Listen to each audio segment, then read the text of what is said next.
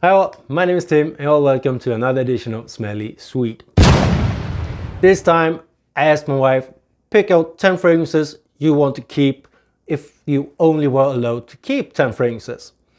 So she went at it straight away, but she had one disclaimer. I'm going to start with that, and that is Roja Elysium, because she said if you don't include that in if you would do this list, I want this one in my list because I really love this one on you. So what was her first pick then? My wife's first pick was Clive Christian Crabapple Blossom. Now, it screams my wife, because this is so typical her.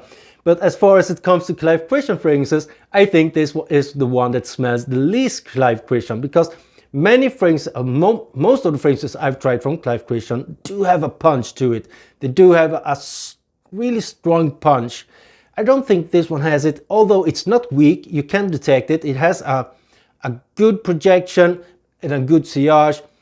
But why is this so much my wife then? Well, first of all, it is that it hasn't got that punch. My wife doesn't like those fragrances that hit you in the face, but it also has a citrus to it. It has an aromaticness to it. It has a woody feeling to it. I believe there is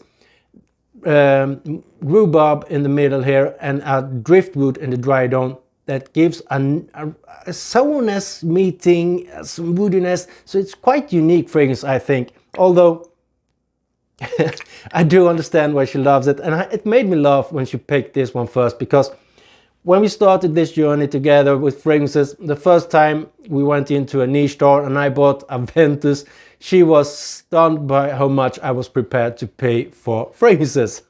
No, this one, probably one of the most expensive ones in our collection, is her favorite. It's her number one pick. Next up, we have Roja Oceania. Now, I believe if you head over to Fragrantica and look up those bars where you have, this one is top listed as citrus, as was this one, and it has aromatic feelings to it and it has a freshness to it. So probably not a big surprise that Roja Oceania was my wife's second pick.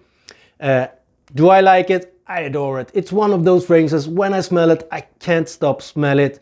And it is many times accused for being weak and not having the best longevity, but use it in the heat, in the summer heat, the projection becomes stronger. And the longevity, I think, is quite alright for the kind of a fragrance that it is, because it lasts around 6 hours on me and it keeps on pushing for at least 4 hours before it becomes a skin scent. So I think it's quite good for Roja Oceania. Next up, we have Floriku One Umbrella for 2. I do not use the travel cap anymore, because when that is on, you lift away the collar. It's so tight, so I use this cap when I present my fragrances today.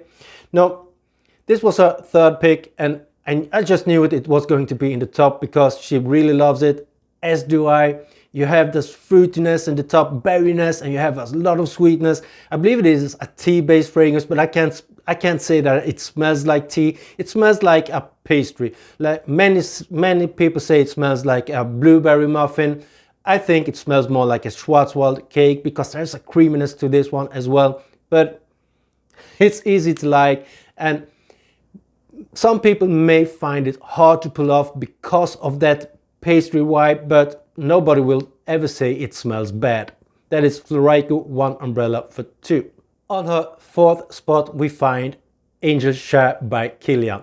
Now, you have a sweetness here, undeniable. You have some cinnamon as well. You have a slight boozy feeling to it.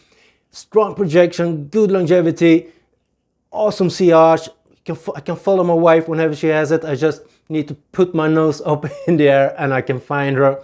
Now, I use this one as well. I think it's adorable. It has a praline note in here that just is magnificent. Now, if I were to do a keep 10 for life, this wouldn't be included, because I would go with Rivalité Impériale by Plume Impression. Why? Because it hasn't got the praline note, the Rivalité Impériale, that makes it, to me, a little bit more masculine. Both are unisex, but if I would say this one leans a little bit more feminine, and the Rivalité Impériale without the praline note leans a little bit more to the masculine side. are there more similarities? There's also one big difference in between those two, and that is the tobacco note that I don't find in this one that is really touchable in the Rivalité Imperial. Also an amazing sandalwood. No, but we're not here to talk about my list today. We're here to talk about my wife's. And this one, most of us already know everything about this one, so I'm gonna leave it with that.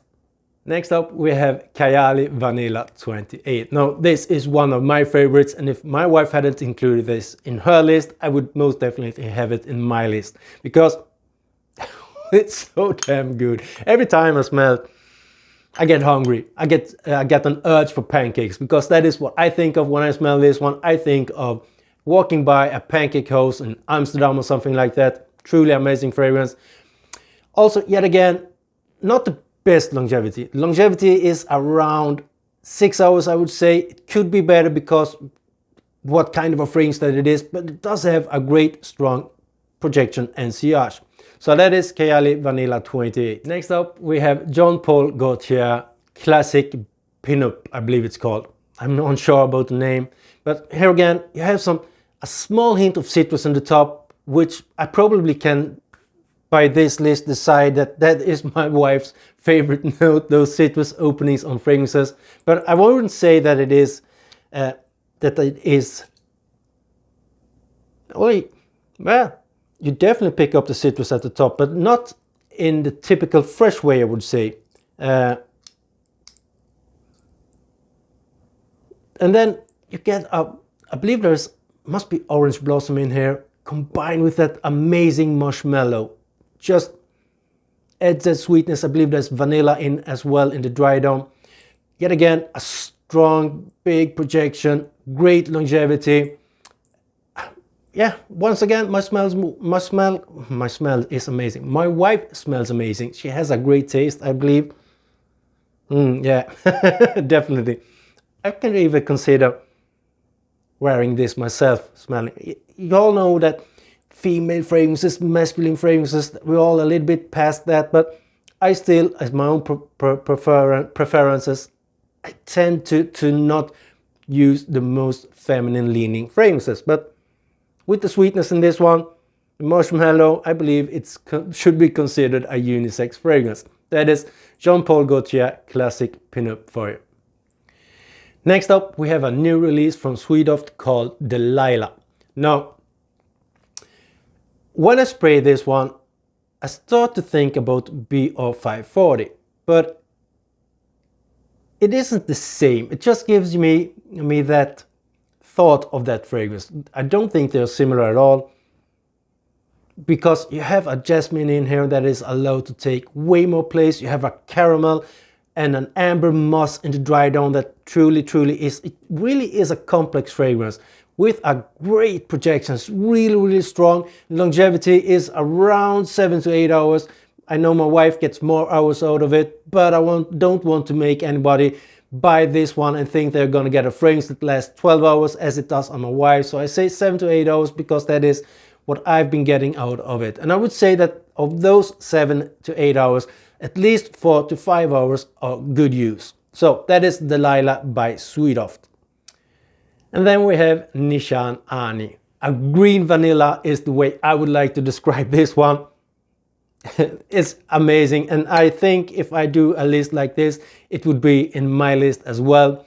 I would have a struggle choosing between this one and Ambra Calabria for my list if I was only to pick one Nishane, but green vanilla, excellent longevity, great projection, it is strong, but because of that greenness, I have a small hint of freshness in that vanilla feeling here. I think it's easy to overspray, but it isn't offensive. That is the way I would describe this one, Nishane Ani.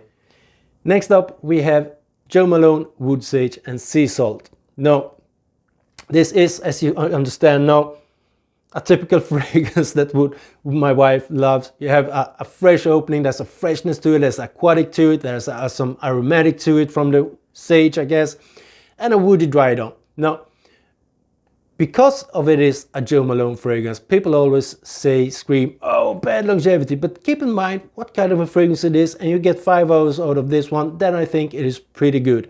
That is Jo Malone, Wood Sage and Sea Salt.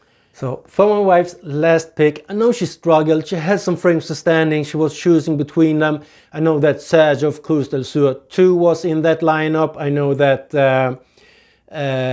Givenchy, one of those that she has from Givenchy, was in the lineup.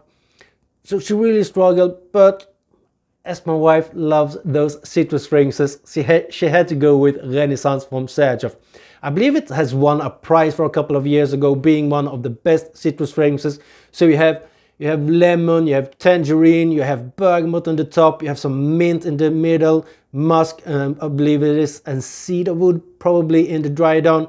Now, I asked my wife yesterday, I put this on one hand and Dolce & Gabbana Light Blue Forever for Pour Homme on one hand.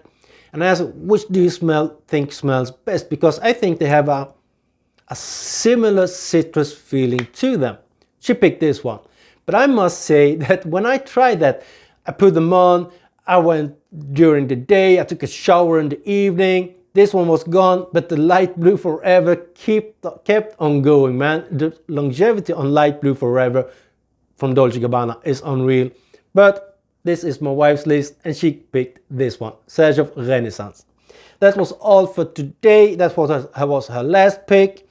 I'm gonna ask her to pick out 10 fragrances for me, which she thinks I would keep, and I'm gonna do that for me as well. I'm gonna look how similar our choices are. I know there will be some that she doesn't like at all on me, but it might be an interesting video. That was all for today, my folks. Until the next time, you know what to do. Stay safe and be well. Bye.